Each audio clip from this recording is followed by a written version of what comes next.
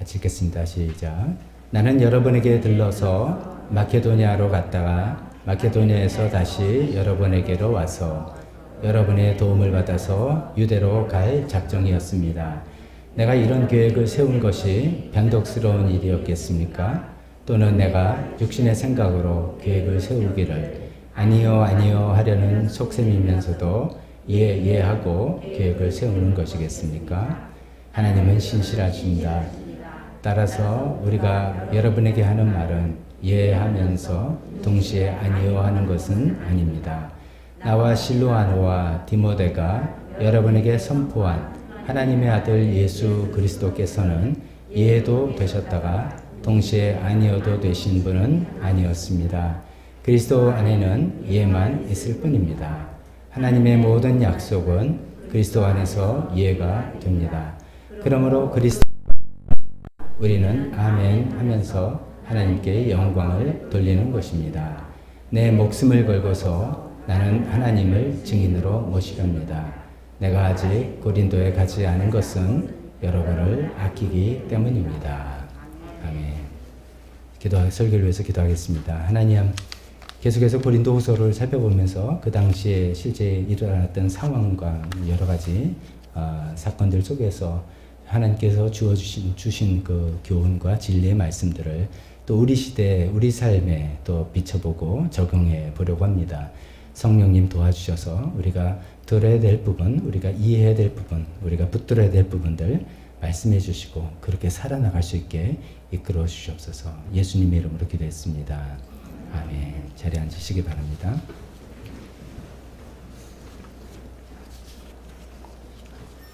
오늘의 설교 제목은 오해를 받을 때입니다. 오해를 받을 때.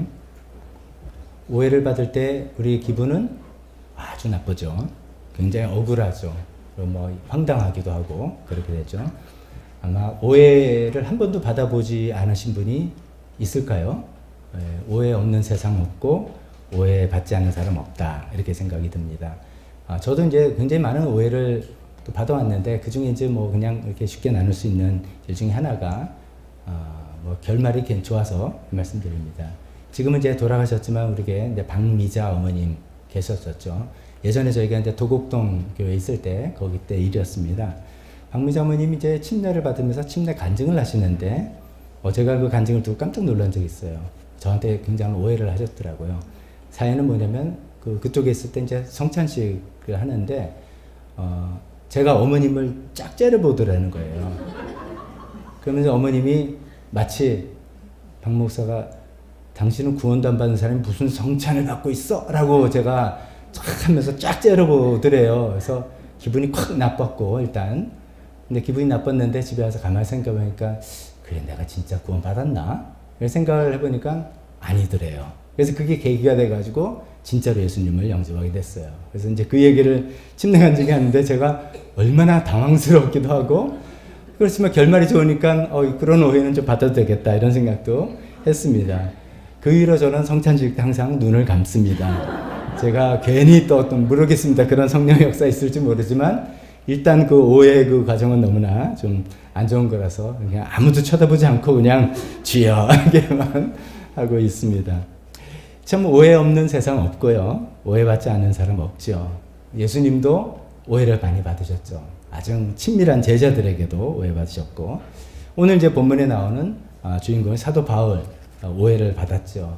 자기가 개척한 교인들에게 오해를 받았습니다.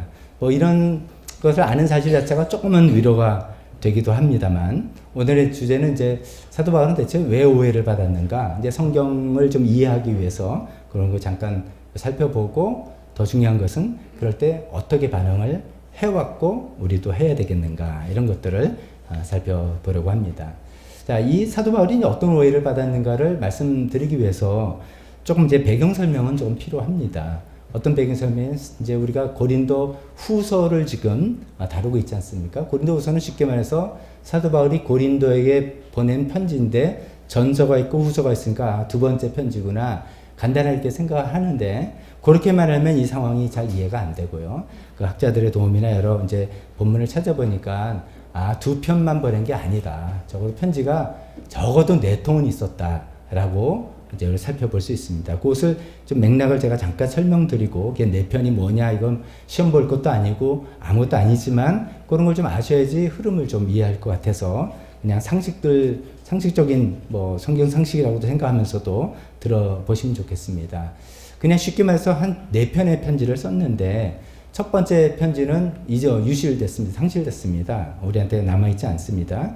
그것은 이제 고린도전서 5장 9절에도 보면 고린도전서, 우리가 생각한 첫 번째 편지를 하는 편지에 뭐라고 써있냐면, 내 편지에, 이전에 내가 여러분들에게 보낸 편지에 음행하는 사람들과 사귀지 말라고 여러분에게 썼다, 이런 얘기를 하고 있습니다. 그 하는 이야기는 그렇게 이제 그 전에 제일 먼저 쓴 편지, 그래서 소위 그냥 이전 편지, 이전에 보낸 편지, 이렇게 이제 통칭해서 부르는데, 그래서 이제 그렇게 썼더니 고린도 교인들이 가만히 음행하는 사람 둘러보니까 고린도 도시는 워낙 성적인 타락인 도시라서 세상 사람은 다 음행이에요. 그러니까 어휴, 세상 사람들과 절대로 단절하고 살라나 보다, 이렇게 이제 잘못 과장해서 생각한 거죠. 그걸 사도 바울이 뒤늦게 알고 그런 뜻은 아니다, 그러면 어떻게 살겠는가 라고 하는 내용을 봐서 고린도전서 이전에 편지를 보낸 게 하나 있었구나를 우리가 알게 되는 겁니다. 물론 이것은 이제 내용은 상실돼서 모르죠. 그 다음에 이제 우리가 고린도전서라고 하는 것이 두 번째 변은 편지입니다.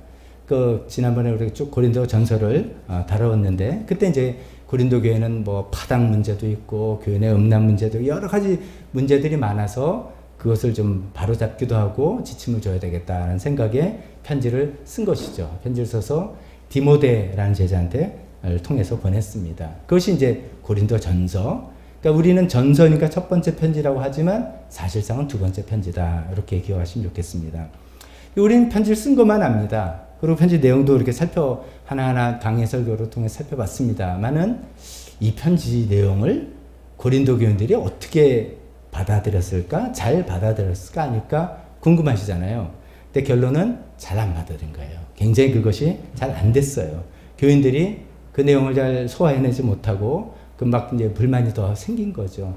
그러니까 이제 사도 바울이 내가 이게 편지가 아니라 직접 가서 해결을 해야 되겠구나라고 해서, 우리가 여기 잘 알려지지 않았지만 고린도 도시를 다시 방문했습니다. 방문해서 이제 직접 대면해서 이야기를 했는데, 그렇게 말로 하면 될 것 같았는데 더 안 됐어요. 그래서 바울은 교인들에게 오히려 모욕을 당하기도 하고 일이 더 꼬이기도 하고, 그래서 굉장히 아픈 마음을 가지고 고린도를 떠나서 에베소라는 도시로 옮겼습니다. 그 에베소에 가서 가만히 그 일을 생각해 보니까 이건 너무나 가슴이 아프고, 이게 이렇게 해서는 안 되는 거죠. 귀한 교회 하나가 정말 잘못된 방향으로 간다. 그래서 이제 기도하면서 막 눈물을 흘리면서 좀 어쩌면 회개를 촉구하는 강한 어조의 편지 내용을 썼습니다.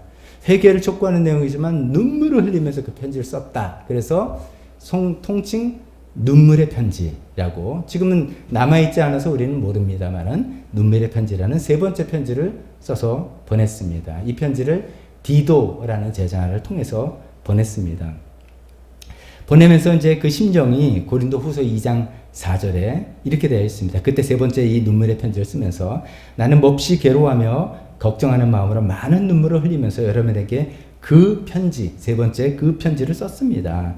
그러나 그것은 여러분의 마음을 아프게 하려고 한 것이 아니라 내가 여러분을 얼마나 극진히 사랑하고 있는지를 알려주려고 한 것이다. 강한 어조로 했는데 그게 여러분을 막 책망하고 막 때리려고 하는 게 아니라 진짜로 사랑하니까. 그래 회개를 해야지 여러분들 하나님 앞에 올바로 쓴다는 생각에 한 것입니다. 라고 설명을 하는 것이죠. 그래서 이 세 번째 눈물의 편지, 그런 게 있었다라고 하지만 내용은 알려지지 않습니다. 네 번째, 이제 눈물의 편지를 보내고 난 다음에 사도 바울의 마음은 이게 좀 평안하거나 그럴 리는 없죠. 이것도 또 잘못되면 어떡하나. 그러니까 기도도 많이 하고 있다가, 내가 여기서 기도만 할 게 아니라 좀 디도가 갔다가 돌아오는 길에 내가 좀 빨리 소식을 들어야 되니까 디도가 올 걸 기다린 게 아니라 나도 좀 그쪽으로 가야 되겠다라고 생각해서 막 자기도 이동해서 마게도냐에서 중간에서 디도를 만나게 된 거죠.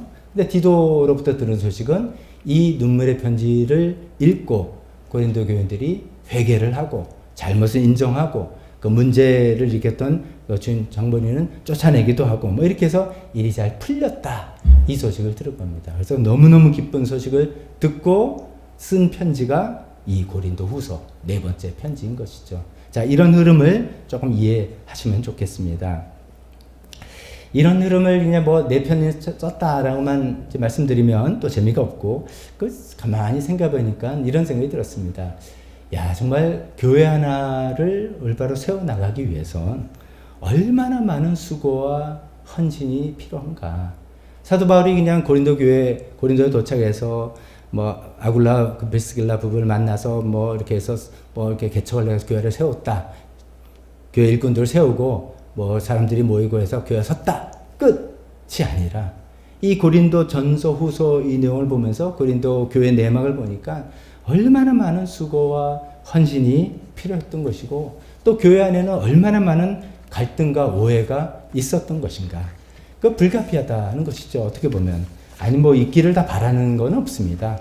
교회 내에 갈등과 오해가 있으면 좋겠다 이런 게 아니라 그게 어쩔 수 없는 현실적인 문제구나. 고린도 교회, 사도 바울이 개척한 교회도 그렇구나 라는 것을 또 볼 수가 있는 것이고, 또 얼마나 많은 눈물과 인내가 요구되는 것인지, 이런 것들을 이 고린도 전서 후서 그 맥락을 보면서 우리가 좀 짐작해 볼 수가 있습니다.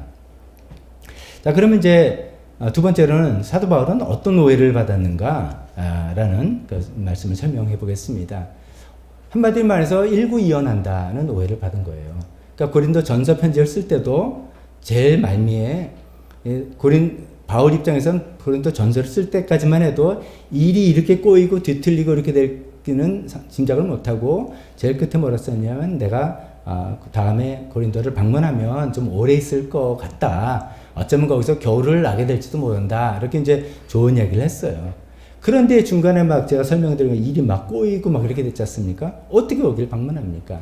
근데 중간에 갑작스레 자기가 방문해서 일을 해결하려는데 일이 더 안 되고 그러니까 거기는 가지는 굉장히 가겠다고 내가 2번이나 말은 했지만 가기가 더 어려워진 것이죠. 그런 상황에서 편지만 쓰게 된 이런 것입니다. 근데 이제 그런 바울의 심정은 그런 것인데, 그 심정을 이해하지 못하는 사람은, 뭐 특히 이제 마음이 꼬인 사람은 그걸 다 모든 걸 왜곡하지 않습니까? 그리고 또 나중에 고린도 후서 뒤에 보면 알겠지만 거짓된, 잘못된 교사들이 와서 자꾸만 이간질하고 부채질을 했던 거예요. 그래서 저 바울이란 사람 일구이연하는 사람이다. 자기 유익하면은 뭐 여기 이제 우리가 본문에 읽은 것처럼 아니요 하라는 속셈이지만 실제로는 그에게 없는, 마음에도 없는 말이지만 하고 막 말하면서 계획을 세우는 못 믿을 사람이다. 이런 얘기를 하고, 못 믿을 사람 정도가 아니라 더 나가서 사도가 아니다. 예수님의 사도가 어떻게 그런 사람이 될 수가 있냐. 사실 저 사람은 사도도 아니라서 저런 거다. 등등 이제 인신공격에 가까운 이런 오해까지도 받게 된 것입니다. 바울은 왜 그럼 계획을 변경했는가? 편지의 4편을 제가 소개하면서 대충 짐작을 하셨겠지만, 그 일이 꼬이고 오해가 생긴 거를, 그러니까 바울의 입장에서 내가 간댔으니까 나는 무조건 내가 말한 대로 하는 사람이야 라고 밀어붙이거나 이게 내 스타일이야 밀어붙이거나 이러면 안 되는 상황이 됐으니까 오해를 받고, 좀 그렇게 하더라도 교인들에게 말하면 당신을 사랑하는 마음으로 내가 지금 방문하지 못하고 이 편지를 쓴다 라고 얘기했던 것이죠. 이제 그런 상황에서 오해를 받고 있었다는 것을 말씀드립니다. 뭐 그런 내용을 우리가 깊이 다룰 필요는 없습니다. 중요한 거는 이제 사도 바울은 이렇게 오해를 받아서 어떻게 자기가 행동을 해왔는지 우리가 살펴보면서 우리도 그 경우를 배워보려고 하는 것이죠. 오해를 받았을 때 사도 바울은 어떻게 했나 보니까 첫 번째로는 한 번은 해명을 한다. 이거 있습니다. 한 번은 해명을 한다. 딱 한 번이라도 진실을 말해준다는 겁니다. 어떻게 보면 고린도 후서의 1장, 2장 꽤 많은 분량입니다. 이 부분이 이 오해를 해명하는 데 사용하고 있습니다. 사건의 경위, 나의 심정 이런 거를 쓰는 것이죠. 우리가 보통 이제 이런 생각도 합니다. 무슨 오해를 당하고 막 이렇게 되면 자기가 내가 왜 이랬고 이라기 하면 구차한 변명이 되니까 하지 말아라. 그런 걸 하지 않는 게 더 낫다. 이렇게 생각을 하는 그런 경우도 있습니다. 근데 이게 한번 변명하는 것은 어떻게 보면 오해를 당한 나 자신을 위해서 억울해서도 있겠지만, 그동안 또 이게 이제 1대1의 관계만이 아니라 1대 다수의 관계인 경우에는 그동안 나를 지지해주고 나를 믿어왔던 이런 안 좋은 소문이 들림에도 불구하고 나를 믿고 싶어 하는 그런 사람들에게 사실 여전히 설명할 수 있는 기회를 제공하는 것이죠. 그래서 자기 자신만이 아니라 자기를 믿고 싶어 하는 사람들 위해서라도 어쩌면 여러 차례 하면 구차한 변명처럼 되고 그 과정이 오히려 더 뭐 좀 왜 이렇게 좀 어글리하지? 이렇게 되면 그 사실 여부를 떠나서 다 그런 것들을 받아들이기 힘들지 않습니까? 그래서 어쩌면 딱 한 번 정도는 일의 전후는 이렇게 됐다라고 이야기하는 게 좋겠다는 것입니다. 그렇게 설명을 한번 했음에도 불구하고 오해를 풀지 않는다. 그럼 뭐 그 다음에는 하나님께 맡기는 수밖에 없는 거죠. 하나님께 맡기고 자기는 잠잠히 입을 닫고 있는 것이죠. 설명이 좀 부족했나? 그래가지고 더 설명을 하고 계속 이야기하면은 그것은 잘못하면은 좀 지긋지긋한 일처럼 여겨지고, 아니 내가 설명을 잘하면 설득을 시킬 수 있다라는 어떤, 이것도 좀 자만일 수도 있죠. 그렇게 될 수도 있기 때문에 라고 이야기합니다.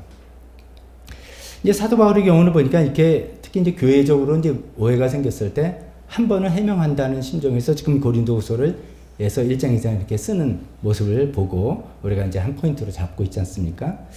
저 같은 경우는 어떻게 했나? 저는 이제 1대1의 경우에는 뭐 좀 다른데, 교회적으로는 이게 또 교회 상황이니까 교회적으로 이런 일이 생겼을 땐 나는 어떻게 해왔었지? 이렇게 좀 비춰봤습니다. 좀 생각해보니까 공개적으로 이렇게 해명은 잘 못했던 것 같아요. 안 했던 것 같아요. 못했다기보다도 어쩌면 이제 고린도후서 이 말씀을 이렇게 제가 이렇게 읽거나 이렇게 파악하지 않았던, 못했던 그런 것도 있겠지만, 어떻게 보면 이제 교회적인 것들은 어떤 사실을 해명하기 위해서 공개적으로 제가 해명하려면 오해를 했던 분을 폄하하는 그 자리를 목회자가 앞에서 이렇게 하게 되는 그런 모양새가 될 수밖에 없잖아요. 그러니까 공개적으로 제가 하는 건 이건 좀 무리다, 굉장히 어렵다, 차라리 그냥 저를 믿어주십시오 라고 한다든지, 아니면 저를 더 가까이서 잘 아시는 분들이 대신 설명해주고 하는 것으로 해왔던 것 같습니다. 근데 이제 이 1대1의 개인적인 경우는 좀 다르겠죠. 1대1의 개인 경우는 또 그 사람과 직접 갈등의 당사자와 이야기해서 어떤 것이 오해고 어떤 것이 사실이라는 것을 말해줄 필요는 있겠다는 생각을 합니다. 그래서 첫 번째로는 이렇게 한 번 정도는 이렇게 설명을 한다라는 것입니다. 두 번째로 생각할 것은 그 위는 어떻게 하냐? 그 위는 참고 기다린다는 것이죠. 한번 해명한 후에는 하나님께서 해결해 주실 것이죠. 그걸 자꾸만 설득하고 하면 오히려 더 일이 안 된다는 것이죠. 그 기다리는 동안에 오해는 뒤집어 쓰는 것이고 내 명예는 실추되는 것이죠. 그러더라도 참는다, 기다린다. 언제까지?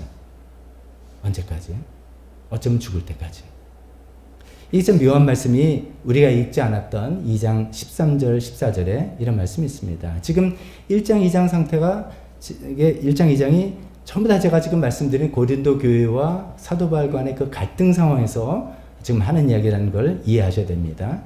2장 13절, 14절, 1장이죠. 거기 이런 이야기를 합니다. 우리는 지금 여러분이 읽고 이해할 수 있는 것만 써서 보냅니다. 나는 여러분이 그것을 완전히 이해하기를 바랍니다. 여기서 무슨 새로운 내용을 이해하는 게 아니라요, 오해를 풀기를 바란다, 그런 뜻입니다. 그러면서 14절에 여러분이 우리를 이미 부분적으로는 이해했습니다마는 우리 주 예수의 날에는 여러분이 우리의 자랑거리듯이 우리가 여러분의 자랑거리가 될 것입니다. 이렇게 읽으면 이게 무슨 소리인가? 말은 좀 멋있는데 뭐지? 이렇게 됩니다. 뭐 하나 좀 집어넣어야 됩니다. 우리 주 예수 그리스도의 날에는 가로 모든 오해가 풀려져서 가로 닫고 여러분이 우리의 자랑거리이듯이 나는 당신들을 오해하지 않고 늘 자랑스럽게 여겨왔습니다. 그런 것처럼 우리가 여러분의 자랑거리예요. 여러분들이 나에 대한 오해를 다 풀고 예전에 나를 자랑스러워하고 감사하고 좋아했던 것처럼, 또 지금 나는 여전히 좋아하는 것처럼 그것이 다 풀릴 그날이 오기를 바랍니다 라고 이야기하는 것이죠. 근데 여기 핵심이 뭐냐면 우리 주 예수의 날에는, 우리 주 예수의 날에 내가 한 번 해명을 하고 난 다음에 참고 기다리는데 그 예수님, 우리 주 예수의 날이 언제 올지는 모르지만 그날까지 나는 기다리며 기도하며 참겠다라는 이야기죠. 그 우리 주 예수의 날은 언제인가요? 얼핏 생각하면은 예수님 재림하실 때입니다. 우리가 뭐 궁극적으로는 예수님 재림하실 때 모든 사건의 면모가 다 올바로 드러나고 하나님께서 공정한 좀 심판을 하시게 되기 때문이죠. 그런데 이제 물론 그렇겠지만 예수 그리스도 날이라는 것은 꼭 예수님께서 재림하신 정말만이 아니라 예수님께서 우리 이 사건에 개입하시는 날, 이 문제를 개입하셔서 그 모든 오해를 푸시고 해결을 해주시는 그날, 그날은 언제 올지 모르고 내일 올지도 모르고 한 달 후에 올지도 모르죠. 10년 후에 올지도 모르죠. 그러니까 그날까지는 내가 한번 해명한 다음에는 나는 참고 기다리겠다. 그때 나의 이런 모든 오해가 풀리고 명예는 회복될 것이다 라는 그런 얘기를 하고 있습니다. 그래서 우리도 좀 그렇게 한번 해보는 걸 좋지 않을까라는 말씀을 드립니다. 자, 근데 제가 이렇게 생각해보면 여기까지 이렇게 성경을 뭐 저는 저의 역할은 성경 말씀을 풀어서 우리 삶에 적용해서 나누는 말씀을 드리는 거 아닙니까? 이렇게 이제 두 번째, 그래, 한번 해명한다면 두 번째, 참고 기다린다. 이렇게 했는데, 제 생각에는 성경이니까 그랬는데, 야, 진짜 그럴 수 있나? 진짜 말은 멋있는데 그럴 수 있나? 이런 생각이 좀 들었어요. 진짜 이게 힘든 일인데. 그런 생각이 들었는데, 또 그 기독교 역사에 이런 일이 있더라고요. 미국의 유명한 목사님 중에 한 분, 조나탄 에드워즈라는 목사님이 있습니다. 이분이 뭐 1800년대, 뭐 1900년 초대에 이제 활동했던 분인데, 미국의 영적 부흥과 1차 대각성 운동을 일으키며 미국 교회사의 한 획을 그은 인물로 알려진 분입니다. 뭐 이제 뭐 교계에서 저는 많이 말씀은 안 드렸습니다만, 신학을 연구하신 분은 미국 신학에 굉장히 중요한 역할을 한 분이고, 듣기만 해도 굉장히 역할을 한 것 같잖아요. 영적 부흥과 1차 대각성 운동, 뭐 이렇게 도움했던 굉장히 훌륭하시고 뛰어나신 그런 목사님이십니다. 이분이 미국 동부 매사추세츠에 있는 어떤 조그만 동네, 노스햄스턴이라는 그 동네에서 한 교회에서 오랫동안 23년 동안 심우를 하셨어요. 우리가 생각하기에는 야, 그렇게 유명한 분이고 그렇게 신실하신 분이고 그런 정말 큰 인물이시고 그런 분이니까 그 교회는 참 좋겠다 이렇게 생각할 수 있지만 23년 심우했던 그 교회에서 쫓겨나게 됐어요. 무슨 일이 잘못돼가지고 그 교회에서 이 조나탄 에드워드 목사님을 해임하기로 결의를 하고 이 목사님은 쓸쓸하게 그 교회를 떠나게 되는 고별 설교 때 이 본문을 택해서 설교했다고 알려지고 있습니다. 우리 주 예수 그리스도 날에는 여러분이 우리의 자랑거리이듯이 우리가 여러분의 자랑거리가 될 것입니다. 나는 이렇게 해서 여러분들이 오해를 하고 해임 결의를 해서 나를 쫓아내고 내가 다른 데로 사역지를 옮기지만 언젠가 예수님께서 우리 마음속에 개입하셔서 모든 오해를 풀어주시는 그날에는 나는 여러분들에게 오해 없어서 여전히 여러분들은 나의 자랑거리입니다만 여러분들도 그때는 나에게 내가 자랑거리가 될 그날이 올 거라고 믿습니다. 라고 하면 설교를 했다고 알려지고 있습니다. 그래서 정말 우리도 우리도 할 수 있겠다. 우리도 해야 되겠다. 이런 생각을 해보게 됩니다. 여기까지 정리해보면 오해받을 때 한 번 정도는 해명을 하자. 나 자신을 위해서만이 아니라 나를 믿고 싶어하는 사람들을 위해서라도 그거는 해낼 필요가 있다. 근데 두 번째 해명을 하고도 믿지 않기로 작정한 사람들은 그냥 참고 기다리는 수밖에 없다. 그러면서 주 예수 그리스도의 날, 예수님께서 언젠가 이 일에 개입하셔서 이거를 해결해 줄 때까지 기다리자라는 그런 말씀입니다. 마지막으로 세 번째는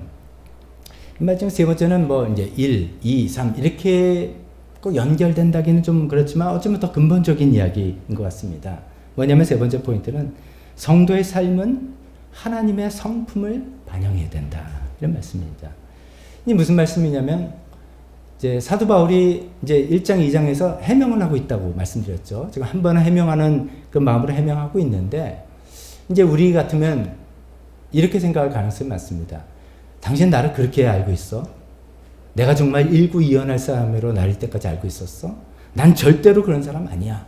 라고 이제 이렇게 말할 수 있을 겁니다. 즉, 내가 당신이 나에 대해서 오해를 하고 있다는 것을 이야기하려는 그 근거가 자기 자신입니다. 나는 그런 사람 아니야.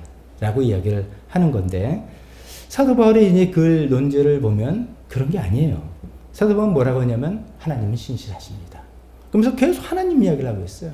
하나님께 어디 뭐 예하고 그 다음에 아니요하고 그런 게 어디 있더냐. 예수님은 그리스도 안에는 예만 있을 뿐이다. 즉 하나님은 진실하시고 신실하셔서 한번 말씀하면 그게 그분의 진심이고 본심을 그대로 하신다. 이런 얘기를 하면서 근데 나는 그 하나님을 섬기는 사람이다. 이런 얘기를 하고 있어요. 좀 설득이 안 됩니다. 솔직히. 그럼 무슨 말이냐면 예를 들어 이런 거죠. 제가 목사인데 제가 거짓말 하겠습니까, 여러분? 하는데 거짓말하는 목사 많이 봤잖아요. 제가 예수 믿는 사람인데 그런 짓 하겠어요? 라고 하지만 그런 짓 하는 사람 우리가 너무 많이 봤잖아요. 그렇기 때문에 이건 요새는 말빨이 안 먹히는 이야기예요. 근데 사도 바울은 어떻게 보면 순진하게 내가 뭐 이런 이야기가 아니라 신실하신 하나님을 나는 섬기는 사람이다. 이 얘기만 하고 있어요. 우리 같으면 세상에 달고 달아가지고 아이 참 당신이 요새 세상 어떻게 돌아가는지 모르지만 아이고 내가 그런 목사 수도 없이 받고 야 예수 믿는 뭐 장로 집사 뭐 이야 사기꾼 이런 이야기를 우리는 할 수 있지만 사도 바울은 다른 논지가 없어요. 하나님은 신실하시고 나는 그 하나님을 섬기는 사람이다. 그 하나님을 증거하는 사람이다. 이것밖에 없다.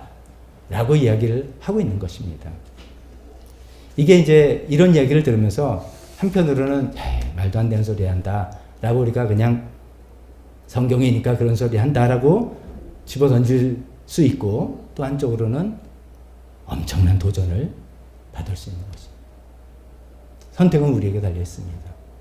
내가 세상에서 많이 봤는데 저 또 헛소리 하는구만 하고 할 수 있는 것이고 야 정말은 사실은 이렇게 돼야 되는 건데 이게 진짜인데 이런 것이죠. 그래 하나님이 신실하신 분 하나님이 어디 하나님이 뭐 이렇게 하겠다는 거 안 한 게 어딨냐. 그러신 하나님이고 그런 하나님을 전하는 사람이고 그런 하나님을 믿는 사람이라면 그런 하나님의 성품이 나의 성품이 돼야 되는 거 너무나 당연하다. 너무나 당연하다. 이런 것이죠. 사실 이제 어떤 오해가 있어서 뭐 사안이 되고 말이 이제 왔다 갔다 뭐 이랬고 사실은 그게 아니고 그랬잖아 뭐 이렇게 막 말이 그러니까 이제 일이 이렇게 있더니 저쩌니 막 이렇게 되는데 나중에 듣다 보면 아이 나 모르겠다 이렇게 됩니다. 그러면서 결국은 그 사람은 그럴 사람 아니야. 아니면 그 사람은 그래 그 사람 그런 사람이야. 이렇게 귀결되는 경우가 상당히 많지 않습니까?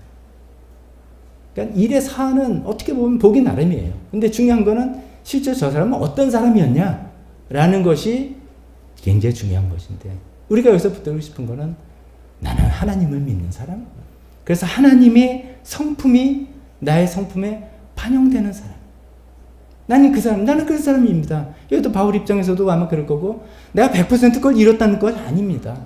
그러나 적어도 나는 하나님의 신실하심을 애쓰고 담고 그것을 여러분에게 전하고 했던 사람입니다. 부족한 게 있을지 모르지만 나는 그렇게 나가는 사람입니다. 그런 내가 어떻게 이렇게 있겠습니까? 그런 얘기를 하는 것이죠. 우린 좀 도전을 받았으면 좋겠습니다. 나는 정말 하나님의 성품을 반영하는 사람입니까?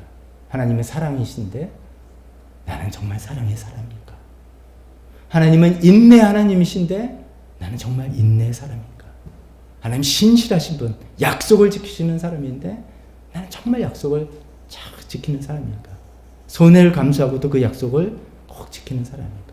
하나님은 자비와 긍휼의 하나님이신데 나는 정말 그런 성품을 내가 품고 있고 나타내고 있는가?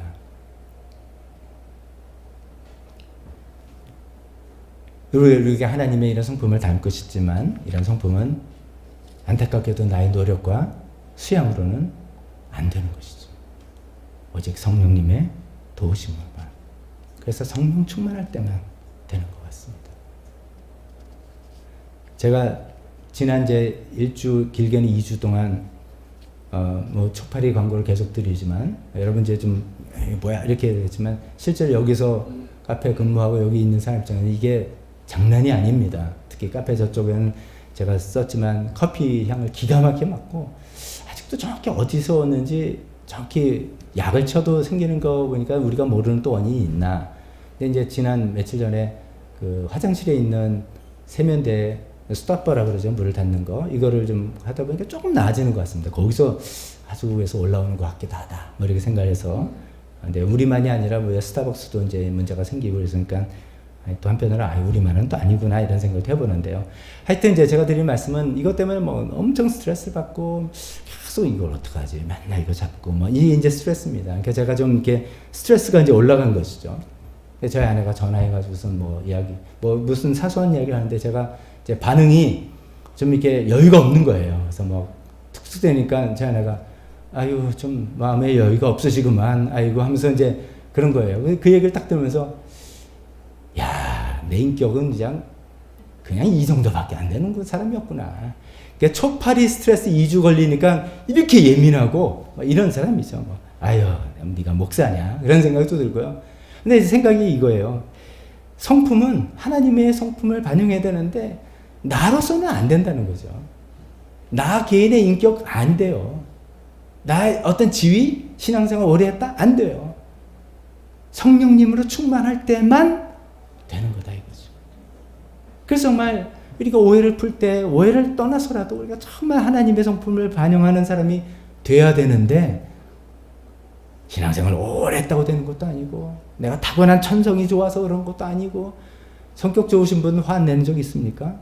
그 성격 평소에 좋은 사람이 화내면 더 무섭습니다 보니까 이게 안 되니까 정말로 성령님의 충만함으로써 성령님 저를 정말 다스려 주시고 저를 인도해 주십시오 라는 것을 계속해서 하지 않으면은 하나님의 성품커녕 우리가 사도 바울이 하나님은 신실하시고 내가 하나님 말씀을 전하는데 뭐 이랬더니 우리가 아까 제가 말씀드린 거 있잖아요. 그런 사람 너무 많이 봤어 하는 사람이 되기 쉬운 거죠. 우리가 그런 걸 다시 한번 도전을 받고 성령님 충만함으로 채워져서 하나님의 그 성품을 반영하는 그런 사람이 돼서 그것이 뭐 오해 해소에도 도움이 되겠지만 이거는 우리가 해야 될 그런 일이 아니겠습니까? 그렇게 되었으면 좋겠습니다. 정리 한번 해봅니다. 오해가 없는 세상 없고 오해받지 않는 사람 없습니다. 오해 받을 때 어떻게 해야 되느냐? 한 번 정도는 해명한다 이겁니다. 여러 차례 하는 건 구차하다. 그 다음에 한 번 해명했으면 기다리고 참는다. 억울할 수 있고 명예가 실추돼서 기분이 안 좋을 수도 있지만 참는다 이거죠. 근데 더 중요한 것은 내가 정말 하나님의 성품을 반영하는 사람인가. 이게 중요하다. 오직 성령 충만해서 그 사람 예수 믿는 사람이잖아. 그 사람 정말 그럴 사람 아니지. 이런 것이 정말 될 수 있는 우리 모두가 되었으면 좋겠습니다. 잠깐 반주해 주실 때 각자 기도하는 시간 갖도록 하겠습니다. 혹시 여러분들 중에 오해를 받고 괴로워하시는 분 계십니까? 특히 내가 더 잘해주려고 한 것인데 그게 오해가 돼서 더 속이 상한 그런 분 계십니까? 하나님의 위로가 여러분들 마음에 임하기를 원합니다. 예수님도 오해받으셨고 사도 바울도 지금 엄청난 오해를 받고 있는 중이죠. 오해를 피할 수가 없는 인생이라는 것을 세상이라는 것을 우리 또 생각하면서 위로받으면 좋겠습니다. 기회를 봐서 한 번 정도 해명하고 기다리며 참을 수 있는 인내함을 구했으면 좋겠습니다.